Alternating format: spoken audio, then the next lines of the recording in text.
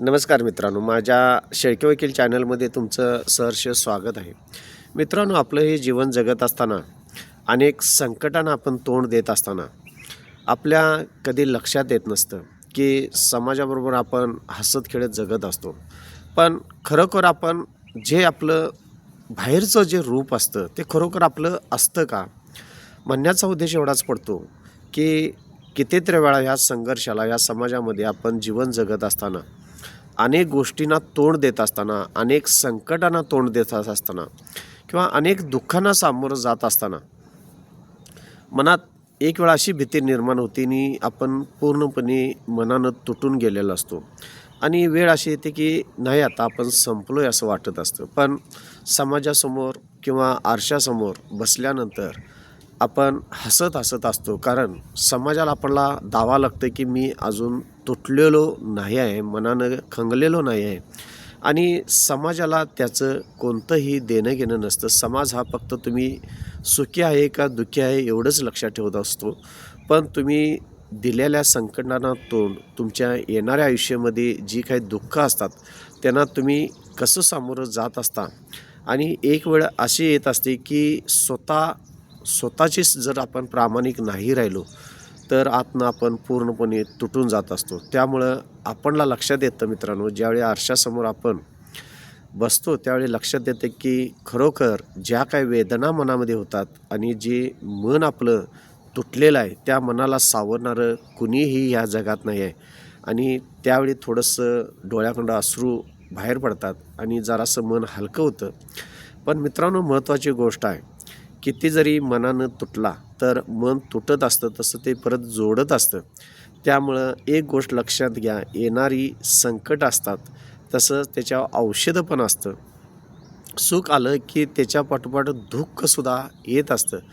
त्यामुळं तुम्ही जर स्वतःशी प्रामाणिक जर राहिला, तुम्ही स्वतःला जर फसवत राहिला तर तुम्ही तुमचा आत्मा कैद करून ठेवत असता. आणि ज्यावेळी तुम्ही स्वतःला प्रामाणिकपणे सिद्ध करता त्यावेळी तुम्ही तुमच्या आत्म्याला मुक्त करत असता. त्यामुळं महत्त्वाची गोष्ट जीवनामध्ये तुम्ही घेतली पाहिजे की मनावर तुमच्या कितीही आघात झालेले असतील, कितीही तुम्ही अडचणीतनं, संकटातनं, दुःखातनं जरी गेला असेल तर मित्रांनो, तुटून जाता कामा नये. तुम्ही कमकुवत होता कामा नये. तुम्ही तुमच्या जीवनामध्ये जर स्वतःशी प्रामाणिक राहिला तर तुम्ही मजबूत आणि चांगलं राहू शकता.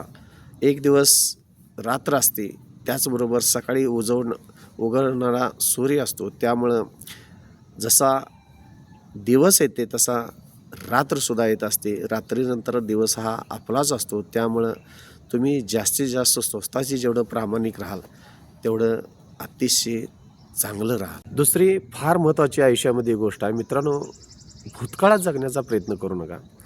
काही भूतकाळात अशा घटना घडलेल्या असतात की भूतकाळ हा भूतकाळ झालेला असतो. त्या घटनामध्ये आपण चेंजेस करू शकत नाही, कारण तो कालचा गेलेला दिवस हा परत येत नसतो. त्यामुळं भूतकाळात जर तुम्ही एखादा तुमच्या मनावर जर मोठा आघात झालेला असेल आणि त्या आघातीमुळे जर तुम्ही तिथंच थांबला असेल आणि वाटतं मनाला की एखादा फार मोठा मनावर आघात होतो आणि आपण त्या भूतकाळाच्या आठवणी सातत्याने ह्या वर्तमान काळात येतात आणि त्या भूतकाळामध्ये आपण अडकतो आणि अडचणून पडतो आणि वाटतं की नाही, माझं आयुष्य संपलं आहे आता.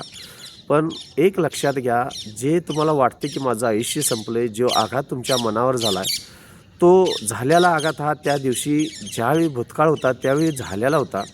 पण तुम्हाला खंबीर राहिलं पाहिजे. त्या भूतकाळाच्या त्या घटनेतून तुम्हाला जास्तीत जास्त जर नाही बाहेर पडलासा तर तुम्ही तुमचं आयुष्य तिथं थांबवू शकताय. हे जीवनामध्ये जे थांबणं आहे, जोपर्यंत तुम्ही ते समाप्त करत नाही, संपूर्ण ते त्यातून बाहेर येत नाही, तोपर्यंत तुम्हाला वाटणार की मी थांबलोय. थांबायचं नाही मित्रांनो, कारण तुम्ही भूतकाळाचा कधीही विचार करू नकोसा, भविष्यकाळाचा विचार करू नकोसा.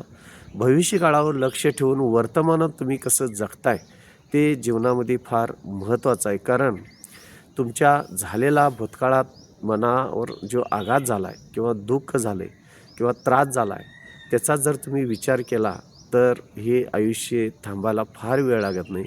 पण त्या गोष्टीचा जर तुम्ही विचार जर सोडून दिला आणि वर्तमानामध्ये जे काय आता जगायला आलं ते चांगल्या पद्धतीनं सुंदर जगण्याचा प्रयत्न केला आणि जे काही काम करताय त्याच्यावर जर संपूर्ण लक्ष केंद्रित केलं तर येणारा भविष्यकाळ आणि वर्तमान काळ हा सुखा आणि समाधानाचा मित्रांनो जात असतो. त्यामुळं होणारा मनाव जो तुमच्या आघात आहे त्यातून तुम्ही बाहेर निघणं आणि तुम्ही स्ट्रॉंग मजबूत राहणं ही गरजच आहे.